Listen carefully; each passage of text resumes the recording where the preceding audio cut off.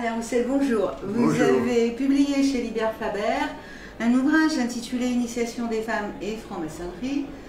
Je suppose que dans un premier temps, vous vous êtes attaché à l'évocation des initiations féminines depuis un certain temps. Absolument. Donc je suis remonté jusqu'à la plus haute antiquité pour voir la misogynie que subissaient donc, les femmes dans différentes traditions. Si on peut remonter par exemple au code de Hammurabi, donc c'est 1700 à peu près avant Jésus-Christ à Babylone, où clairement la femme est un objet, c'est-à-dire on peut la vendre, la donner, faire ce que l'on veut. Et la femme n'a pas un statut qui soit vraiment intéressant, je dirais.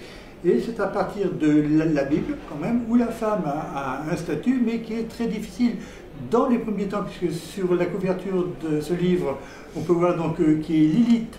Donc la femme de Adam qui a été rejetée, eh bien cette femme a été exclue parce qu'elle ne voulait pas se soumettre à l'homme. Donc à partir de là, il y a une deuxième femme, donc beaucoup plus tard, donc Ève.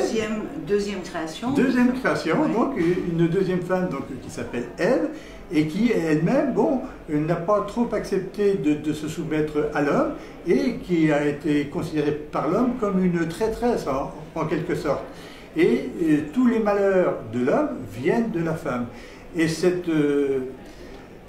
fait a été donc repris par de nombreuses traditions, que ce soit donc la tradition biblique, la tradition chrétienne, eh bien la femme n'y a pas un rôle très enviable, sauf Marie-Madeleine, donc la confidente du Christ, mais son rôle a été minimisé dans la chrétienté officielle. Il n'y a que dans les textes gnostiques où on donne vraiment un rôle à cette Marie-Madeleine qui était vraiment une initiatrice. Puisqu'elle-même ayant été initiée par le Christ à tous les secrets, eh bien c'était à elle de transmettre. Mais les apôtres, ma foi, n'ont pas du tout accepté d'avoir une femme parmi eux.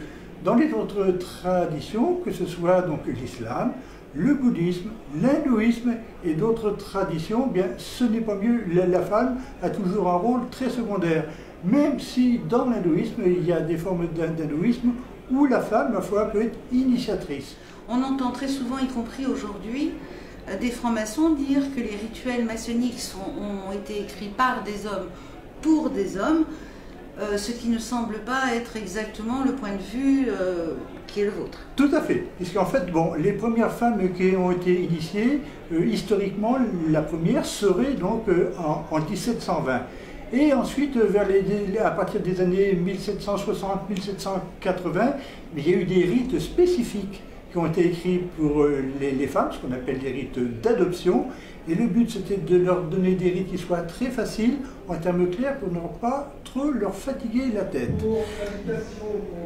Donc, vous pourrez retrouver les analyses historiques et les réflexions d'Alain Roussel dans Initiation des femmes et franc-maçonnerie, avec une Lilith fort érotique en première de couverture, et c'est chez Liber Faber. Merci Alain Roussel. Merci.